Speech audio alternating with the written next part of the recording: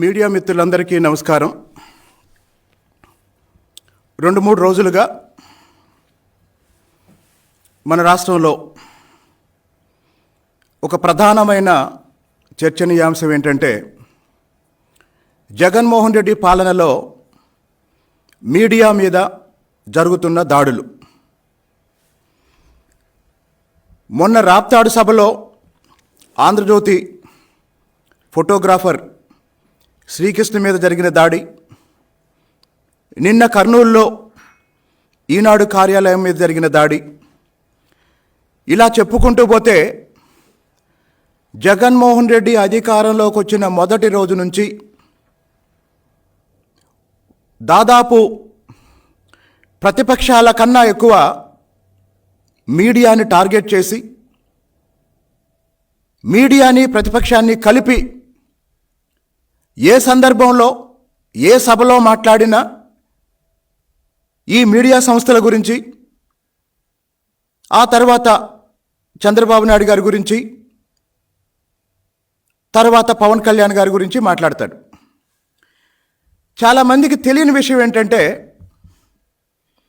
అసలు ఎందుకు ఒకప్పుడు రాజశేఖర రెడ్డి, ఇప్పుడు ఆయన కొడుకు జగన్మోహన్ రెడ్డి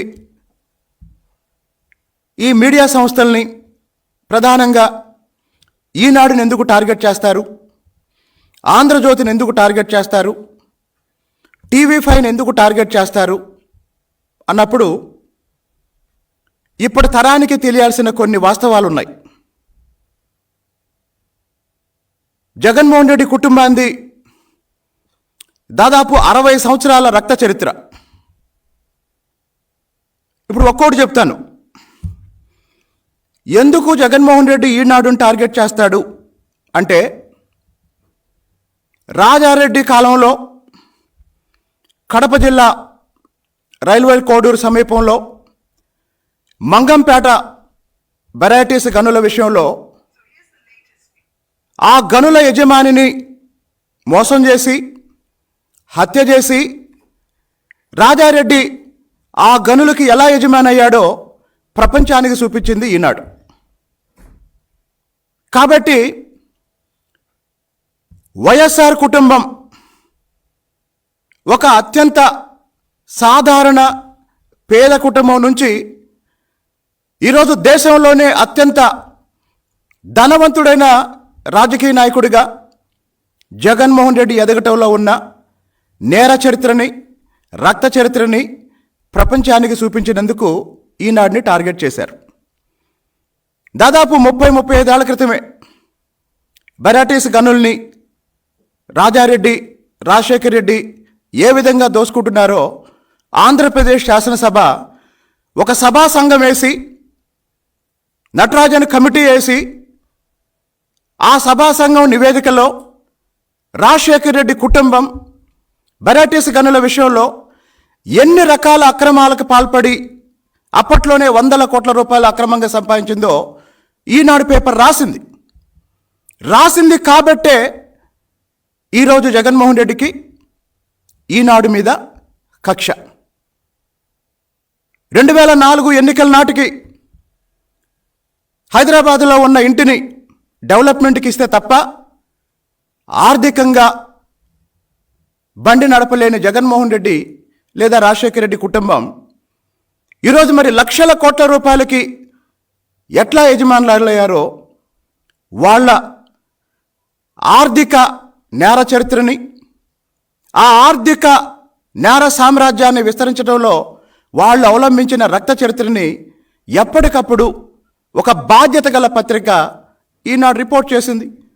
అందుకే జగన్మోహన్ రెడ్డి ఈనాడు మీద కక్ష కట్టాడు. మరి ఒక పత్రికగా ఈనాడు తన పని తాను చేస్తున్నప్పుడు ఈనాడు ఆర్థిక మూలాలను దెబ్బతీసే లక్ష్యంతో మార్గదర్శిని టార్గెట్ చేశారు. మార్గదర్శి అంటే ఒక నమ్మకం. మధ్యతరగతి కుటుంబాలకి, చిన్న చిన్న ఉద్యోగులకి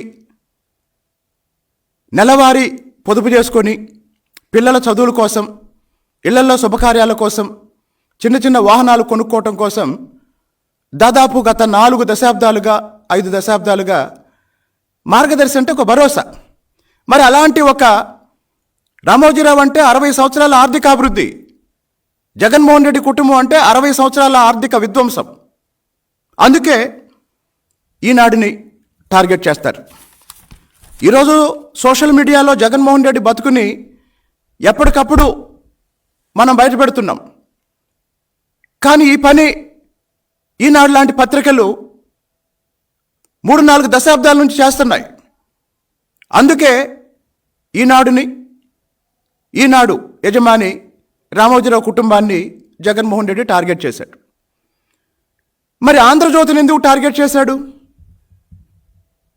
అసలు 2004 రాజశేఖర రెడ్డి ముఖ్యమంత్రి కాకముందు ఆయనకున్న ఇమేజ్ ఏంటి?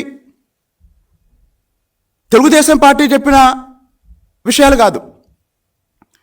కాంగ్రెస్ పార్టీ సీనియర్ నాయకుడు, మాజీ ముఖ్యమంత్రి మర్రి చెన్నారెడ్డి గారు అసెంబ్లీలో చెప్పాడు, తనను ముఖ్యమంత్రి పదవి నుంచి దించడానికి వైఎస్ రాజశేఖర రెడ్డి హైదరాబాద్ పాత బస్తీల్లో మత కలహాలు సృష్టించి 2000 మంది మరణానికి కారణమయ్యాడని. అంటే ఒక ఫ్యాక్షనిస్ట్ ఇమేజ్ ఉన్న రాజశేఖర రెడ్డి ఇమేజ్ని మార్చింది ఆయన పాదయాత్ర. మరి రాజశేఖర రెడ్డి పాదయాత్ర చేస్తుంటే రాజశేఖర రెడ్డి పాదయాత్రని ఒక డైలీ సీరియల్గా ప్రచురించింది ఆంధ్రజ్యోతి. అంటే ఒక ఫ్యాక్షనిస్ట్ ఇమేజ్ ఉన్న రాజశేఖర రెడ్డిని ఒక ప్రజానాయకుడిగా మార్చటంలో ఒక బాధ్యతాయుతమైన మీడియాగా, పత్రికగా ఆంధ్రజ్యోతి ఆ రోజు రాస్తే, ఆంధ్రజ్యోతిలో వచ్చిన వార్తలు చదివి నీ తండ్రి మీద అభిమానం పెంచుకొని ఎంతోమంది ఓట్లేసి ఆయన్ని ముఖ్యమంత్రిని చేశారు. అంటే ఒక ఫ్యాక్షనిస్ట్ ఇమేజ్ ఉన్న రాజశేఖర రెడ్డిని ప్రజామోదం ఉన్న నాయకుడిగా మార్చటంలో ఆ రోజు ఆంధ్రజ్యోతి మీకు సహకరించింది. అంటే నిష్పక్షపాతంగా ఆ రోజు రాసింది, అది మీకు ఉపయోగపడింది. మరి మంచి చేస్తే మంచి రాసింది, తప్పు చేస్తే తప్పులు ఎత్తి చూపించింది, ప్రశ్నించింది. మీరు వెనకుండి ఆంధ్రజ్యోతి కార్యాలయం మీద దాడి చేసినా కూడా, దాడి చేయించినా కూడా ఒక దమ్మున్న పత్రికగా నిలబడి ఫోర్త్ ఎస్టేట్గా తన పాత్ర నిర్వహిస్తూ వస్తుంది తప్ప ఎక్కడ తగ్గలేదు, ఎక్కడ లొంగలేదు. ఈరోజు మీ కుటుంబంలో ఒక ఆడపిల్లకి కష్టం వస్తే ఏబిఎన్ రాధాకృష్ణ దగ్గరికి వెళ్తుంది. ఆంధ్రజ్యోతి రాధాకృష్ణకి తన కష్టాలు చెప్పుకుంటుంది. ఇంతకన్నా ఒక అన్నగా నీకు ఇంకేం కావాలి? ఇంతకన్నా ఇంత నీచమైన పరిస్థితి ఏ అన్నకైనా వస్తుందా? అంటే ఏ మీడియానైతే, ఏ పత్రికలనైతే జగన్మోహన్ రెడ్డి టార్గెట్ చేస్తున్నాడో చాలామంది తెలుసుకోవాల్సిన విషయం ఏంటంటే, ఈ పత్రికలు వాస్తవాల్ని రాస్తున్నాయి, వాస్తవాల్ని ప్రపంచానికి తెలియజేస్తున్నాయి. అదే సమయంలో ఎక్కడా కూడా జగన్మోహన్ రెడ్డి ఒత్తిడికి భయపడలేదు, జగన్మోహన్ రెడ్డి ప్రలోభాలకి తగ్గలేదు, రిపోర్ట్ చేసుకుంటూ వస్తున్నాయి. మరి దాదాపు 4.5 సంవత్సరాలుగా చూస్తున్నాం, వివేకానంద రెడ్డి గారి హంతకుల్ని కాపాడటానికి ప్రయత్నం చేస్తుంది జగన్మోహన్ రెడ్డి. ఆ హత్య విషయాన్ని, ఆ కేసుని సిబిఐ వేగంగా పరిశీలించి దోషులకి శిక్ష పడేటట్టు టీవీ ద్వారా, పత్రిక ద్వారా పనిచేస్తుంది ఏబిఎన్ రాధాకృష్ణ. అంటే మంచి వైపు నిలబడింది ఎవరు, హంతకుల వైపు నిలబడింది ఎవరు? ఇప్పుడు జగన్మోహన్ రెడ్డి చెప్పాలి. కాబట్టి ఈనాడైనా, ఆంధ్రజ్యోతి అయినా మీరు మంచి చేశారు అన్నప్పుడు అదే రాశారు, మీరు దుర్మార్గం చేస్తున్నారు అన్నప్పుడు అదే రాశారు. వాస్తవాల్ని తట్టుకోలేక అధికారంలోకి వచ్చిన దగ్గర నుండి వీళ్ళని టార్గెట్ చేశారు. ఇంకొక 3వ సంస్థ టీవీ5, జగన్మోహన్ రెడ్డి ఏ ఆర్డర్లోనైతే చెప్తాడో రామోజీరావు, రాధాకృష్ణ, బిఆర్ నాయుడు అంటాడు. అదే ఆర్డర్లో నేను కూడా చెప్తున్నాను. అసలు జగన్మోహన్ రెడ్డి పార్టీ పెట్టినప్పుడు ఒక మీడియా సంస్థగా TV5 ఇచ్చినంత కవరేజ్ మీకు ఎవరు ఇవ్వలేదు. ఆఖరికి రాజకీయ సభల్లో ఎలా నిలబడాలో, ఎలా మాట్లాడాలో, ఏం మాట్లాడాలో జగన్మోహన్ రెడ్డిని గైడ్ చేసింది కూడా ఆ రోజు TV5లో పనిచేస్తున్న దుర్గా అనే రిపోర్టర్. కాబట్టి మీరు పార్టీ పెట్టినప్పుడు మీరు చేసిన పనులు చూపించారు. ఒక రాజకీయ పార్టీగా మీరు చేసిన ప్రతి కార్యక్రమాన్ని కవర్ చేశారు. మరి ఇప్పుడు ఎందుకు TV5ని మీరు టార్గెట్ చేశారు? ఎందుకు టార్గెట్ చేశారంటే మీ తుగ్లక్ విధానం 3 రాజధానుల విషయంలో అమరావతి ఉద్యమం ప్రారంభమైనప్పుడు అమరావతి ఉద్యమాన్ని ప్రపంచానికి చూపించి, మీ విధానంలో ఉన్న తప్పులు ప్రపంచానికి చూపించి, ఆ రోజు నుంచి ఈ రోజు వరకు అమరావతి ఉద్యమానికి అండగా నిలబడి రాజధానిని కాపాడటంలో, రాష్ట్రాన్ని కాపాడటంలో ఉదయం ఒక డిబేట్ పెట్టి, 7 గంటలకి డిబేట్ పెట్టి, 9 గంటలకి డిబేట్ పెట్టి, రోజుకు 3 సార్లు మీ తుగ్లక్ విధానాల్ని ఉతికి ఆరేస్తుందని మీకు TV5 అంటే భయం. కాబట్టి ఈ 3 మీడియా సంస్థలు మొదటి రోజు నుంచి రాజశేఖర రెడ్డి ముఖ్యమంత్రిగా ఉన్నప్పుడు కూడా ఈ సంస్థల్లో, ఇప్పుడు నేను చెప్పిన ఈ సంస్థలు రాజశేఖర రెడ్డి ఏదైనా మంచి పని చేసినప్పుడు మంచిగా రాసిన సందర్భాలు ఉన్నాయి. తప్పు చేసినప్పుడు ఇది జలయజ్ఞం కాదు ధనయజ్ఞం అని రాసిన సందర్భాలు ఉన్నాయి. మరి ఇప్పుడు ఎందుకు జగన్మోహన్ రెడ్డి ఈ విధంగా దాడులు చేస్తున్నాడు? ఇది ఈరోజు మొదలు కాలేదు. అధికారంలోకి వచ్చిన వెంటనే ఆంధ్రప్రదేశ్లో ABN ఛానల్ని, TV5 ఛానల్ని ఆపేశాడు. జగన్మోహన్ రెడ్డి ఇప్పుడు ఒక నినాదం ఇస్తున్నాడు, సిద్ధం సిద్ధం సిద్ధం అని. నీకు నిజంగా దమ్ముంటే పత్రికల మీద, మీడియా సంస్థల మీద ఎలాంటి నియంత్రణ లేకుండా స్వేచ్ఛగా వాళ్ళని పనిచేయనివ్వండి. వాళ్ళ అభిప్రాయాలు చెప్పనివ్వండి. మీకు ఒక పత్రిక ఉంది. ఈరోజు జగన్మోహన్ రెడ్డి తెలుసుకోవాల్సిన విషయం ఏంటంటే, అద్దాల మేడలో కూర్చొని ఎదుటి వాళ్ళ మీద రాళ్ళేస్తున్నావు. అద్దాల మేడలో కూర్చున్నావు. నీకు ఒక పత్రిక ఉంది. ఈరోజు ఆంధ్రజ్యోతి ఫోటోగ్రాఫర్ మీద దాడి చేయించావు. ఈనాడు కార్యాలయం మీద దాడి చేయించావు. మరి మరో 2 నెలల తర్వాత నీ అరాచకానికి ప్రజాక్షేత్రంలో మేము సమాధానం చెప్పిన తర్వాత ప్రజాక్షేత్రంలో నిన్ను ఓడిస్తాం, ప్రజాస్వామ్యాన్ని బతికిస్తాం. మరి ఆ రోజు రాబోయే ప్రభుత్వం నిజంగా నీలాగా ప్రతీకార చర్యలకి పూనుకుంటే నీ సంస్థ, నీ పత్రిక, నీ ఛానల్ పనిచేయగలదా? దయచేసి ఆలోచించు. చంద్రబాబు నాయుడు గారు అలాంటి వాటిని ప్రోత్సహించరు.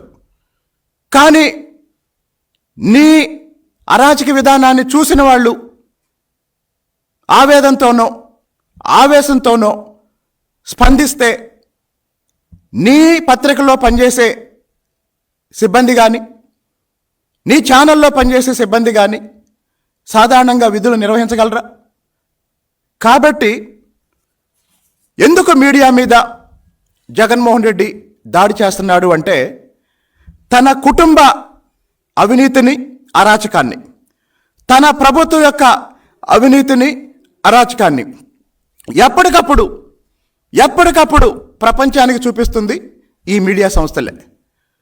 సాక్షాత్తు జగన్మోహన్ రెడ్డి ప్రతి సభలో చెప్తున్నాడు, డిబేట్లు పెడతారు, సూట్ వేసుకొని వస్తారు, నలుగురిని కూర్చోబెడతారు, మన మీద డిబేట్స్ పెడతారు అని. ఎస్, మీడియా ప్రభుత్వ విధానాల మీద విశ్లేషణ చేస్తుంది, చర్చలు నిర్వహిస్తుంది. మీ ప్రభుత్వం మంచి పని చేస్తుంది అన్నప్పుడు మీరే మీడియా ముందుకు చెప్పండి. చంద్రబాబు నాయుడు గారు ఇప్పటికీ అనేక సార్లు సవాల్ చేశారు. మీ విధానాల మీద, ఈ 5 సంవత్సరాలుగా మీరు చేసిన అభివృద్ధి మీద చర్చకు రండి అని. మీరు సిద్ధమని ప్రకటించిన తర్వాత చంద్రబాబు నాయుడు గారు చాలా స్పష్టంగా, సూటిగా చెప్పారు, మీ పాలనే, మీ ప్రభుత్వం ఏం చేసింది, మా ప్రభుత్వం ఏం చేసింది, చర్చిద్దాం రండి అన్నారు. ఒక ప్రతిపక్ష నాయకుడు అధికారంలో ఉన్న ముఖ్యమంత్రిని బహిరంగంగా అభివృద్ధి మీద చర్చకు పిలుస్తున్నాడు. నువ్వు సిద్ధం అంటున్న దేనికి? దొంగ ఓట్లు వేసుకోవటానికా? నువ్వు సిద్ధం అంటుంది దేనికి? డబ్బులు పంచి ఎన్నికల్లో గెలవటానికా? నువ్వు సిద్ధం అంటుంది దేనికి?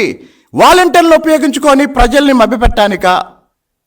5 సంవత్సరాలు ప్రజలు ఇచ్చిన అవకాశాన్ని నిజంగా సద్వినియోగం చేసుకొని అభివృద్ధి చేశాను అనే నమ్మకం నీకుంటే చంద్రబాబు నాయుడు గారి సవాళ్ళకి స్పందించు. అభివృద్ధి చేశాను అనే నమ్మకం నీకుంటే బహిరంగ చర్చకి సిద్ధమని ప్రకటించు. కాబట్టి ఈనాడు కార్యాలయం మీద రాళ్ళు వేయించినంత మాత్రాన, ఆంధ్రజ్యోతి ఫోటోగ్రాఫర్ మీద దాడి చేయించినంత మాత్రాన, టీవీ5 చైర్మన్ మీద లేదా సాంబశివరావు గారి మీద, మూర్తి గారి మీద, అలాగనే రాధాకృష్ణ గారి మీద, వెంకటకృష్ణ గారి మీద కేసులు పెట్టినంత మాత్రాన భయపడతారని, నీ అరాచకాన్ని ప్రజలకు తెలియజేయటంలో, ప్రపంచానికి చూపించటంలో ఆగిపోతారని అనుకుంటే పొరపాటు పడుతున్నావు జగన్మోహన్ రెడ్డి. నీ 5 సంవత్సరాల పరిపాలనలో ఒక్కరోజు కూడా మీడియా సమావేశం నిర్వహించలేదు. ఒక్కరోజు కూడా మీడియా సమావేశం నిర్వహించలేదు. ప్రతి మీడియా సమావేశంలో చంద్రబాబు నాయుడు గారు, లోకేష్ గారు వాళ్ళు చెప్పాల్సిన విషయం చెప్పిన తర్వాత మీడియా మిత్రులు అడుగుతున్నారు, ఏమన్నా ప్రశ్నలు ఉంటే చెప్పండి అని. ప్రతి సందర్భంలోనూ అడుగుతున్నారు. మీడియా అడిగిన ప్రతి ప్రశ్నకి ఆధారాలతో, గణాంకాలతో సమాధానాలు చెప్తున్నారు. మరి 5 సంవత్సరాలు ముఖ్యమంత్రిగా పూర్తి చేయబోతున్నావు. ఒక కోరిక, ఒకే ఒక్క కోరిక జగన్మోహన్ రెడ్డి, ప్లీజ్ ఒక్క ప్రెస్ కాన్ఫరెన్స్, లైవ్లో ఒక్క ప్రెస్ కాన్ఫరెన్స్ మాట్లాడు. ఒక్కటి. ఎందుకు అంటే మళ్ళీ 2 నెలల తర్వాత ఇక నీకు జీవితంలో అవకాశం రాదు, ముఖ్యమంత్రిగా మాట్లాడే అవకాశం రాదు. కాబట్టి మొత్తం సమాజం తెలుసుకోవాల్సిన విషయం ఏంటంటే జగన్మోహన్ రెడ్డి కుటుంబం మొదటి నుంచి ఈ మీడియా సంస్థల మీద దౌర్జన్యాలు చేస్తూనే ఉన్నాయి, కుట్రలు చేస్తూనే ఉన్నాయి, దాడులు చేస్తూనే ఉన్నాయి. ఎందుకు అంటే వాళ్ళ అవినీతిని, వాళ్ళ అరాచకాన్ని, వాళ్ళ దుర్మార్గాన్ని ప్రపంచానికి చూపిస్తుంది ఈ మీడియా సంస్థలే. తండ్రి అధికారాన్ని అడ్డం పెట్టుకొని దేశంలోనే అత్యంత ధనవంతుడైన రాజకీయ నాయకుడిగా జగన్మోహన్ రెడ్డి ఎలా ఎదిగాడో ఈ మీడియానే కదా ప్రపంచానికి చూపించింది. జగన్మోహన్ రెడ్డి ఆర్థిక ఉగ్రవాదని, సామాజిక ఉన్మాదని ఈ మీడియాగానే కదా ప్రపంచానికి చూపించింది. 12 లక్షల కోట్ల అప్పు తెచ్చి ఆంధ్రప్రదేశ్ని ఆర్థిక అగాధంలోకి నెట్టాడు జగన్మోహన్ రెడ్డి అని ఈ మీడియా కదా ప్రపంచానికి చూపించింది. రాజకీయ అవసరాల కోసం తల్లినైనా చెల్లినైనా బజార్కి ఇచ్చి రాజకీయ ప్రయోజనం పొందుతాడని ఈ మీడియానే కదా ప్రపంచానికి చూపించింది. అధికారంలోకి వచ్చిన తర్వాత చెల్లిని కూడా బయటకు గెంటేశాడని ఈ మీడియానే కదా ప్రపంచానికి చూపించింది. ఎస్సీ, ఎస్టీ, బీసీ, మైనార్టీల విషయంలో జగన్మోహన్ రెడ్డి చేసేది పచ్చి మోసం అని గణాంకాలతో సహా ప్రపంచానికి తెలియజేసింది ఈ మీడియానే కదా.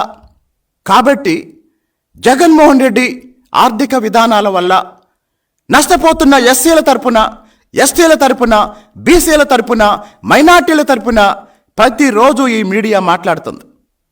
మాట్లాడే వాళ్ళకి అవకాశం ఇస్తుంది, నిజాల్ని తెలియజేస్తుంది, నిజాల్ని నిగ్గదీస్తుంది. అందుకే జగన్మోహన్ రెడ్డికి భయం. జగన్మోహన్ రెడ్డికి భయం లేకపోతే ప్రెస్ మీట్ పెట్టమనండి. ఈనాడు విలేకరిని, ఆంధ్రజ్యోతి విలేకరిని, టీవీ5 విలేకరిని పిలవమనండి, ప్రశ్నలు అడగమనండి, దమ్ముంటే సమాధానం చెప్పమనండి. కాబట్టి వెనకటికి ఎవడో ఒక మాట అన్నాడంట, ఎవరెవరికైతే భయం వేస్తుందో వాళ్ళంతా వచ్చి నా చుట్టూ పనుకోండి అన్నాడంట. అంటే అందరికన్నా ఎక్కువ భయపడుతుంది వాడే. ఈరోజు అందరికన్నా ఎక్కువ భయపడుతుంది జగన్మోహన్ రెడ్డి. అందరికన్నా ఎక్కువ భయపడుతుంది జగన్మోహన్ రెడ్డి. పొత్తుల విషయంలో మాట్లాడేటప్పుడు సింహం అంటావు, సింగిల్ అంటావు. ఈరోజు చంద్రబాబు నాయుడు గారు బహిరంగ చర్చకి సవాల్ చేశారు. మరి నీవు నిజంగా పులివైతే, పులిహోర కాకపోతే చర్చకు రా. మరి 5 సంవత్సరాల్లో ఏం చేశావో గణాంకాలు చూపించు. మా నాయకుడు ప్రతి ప్రాజెక్టు దగ్గరికి వెళ్ళాడు. ఆ ప్రాజెక్టులో తెలుగుదేశం పార్టీ అధికారంలో అప్పుడు ఎంత పని జరిగింది, ఎన్ని నిధులు కేటాయించారు, ఎంత పూర్తయింది, నువ్వు వచ్చి నాకేం చేశావు అని చూపించారు. అందుకే కదా ప్రాజెక్టులో టూర్లో ఉన్నప్పుడే కదా మా నాయకుడిని అక్రమ కేసుల్లో, తప్పుడు కేసుల్లో అరెస్ట్ చేయించావు. కాబట్టి మీడియా ఫోర్త్ ఎస్టేట్గా తన బాధ్యతను నిర్వహిస్తూ జగన్మోహన్ రెడ్డిని ప్రశ్నిస్తున్నందుకు, అవినీతిని, అరాచకాన్ని చూపిస్తున్నందుకు జగన్మోహన్ రెడ్డి కక్ష కట్టాడు. రాబోయే రోజుల్లో ఇంకా చాలా దాడులు జరగవచ్చు. అయితే జగన్మోహన్ రెడ్డి అర్థం చేసుకోవాల్సింది ఏంటంటే, నీ దాడులకి ఏ మీడియా సిబ్బంది భయపడరు, ఏ ప్రతిపక్ష నాయకుడు భయపడరు. ఇంకో 60 రోజుల కోసం అందరూ ఎదురు చూస్తున్నారు. ఆ 60 రోజుల తర్వాత నీ అరాచక పాలనకి ముగింపు పలిగిన తర్వాత రాబోయే తెలుగుదేశం ప్రభుత్వం పత్రికా స్వేచ్ఛను కాపాడుతుందని, ప్రజాస్వామ్యాన్ని కాపాడుతుందని, ప్రజాస్వామ్యంలో 4వ ఎస్టేట్ అయిన మీడియా స్వేచ్ఛను కాపాడుతుందని ఈ సందర్భంగా ఒకసారి తెలియజేస్తున్నాం.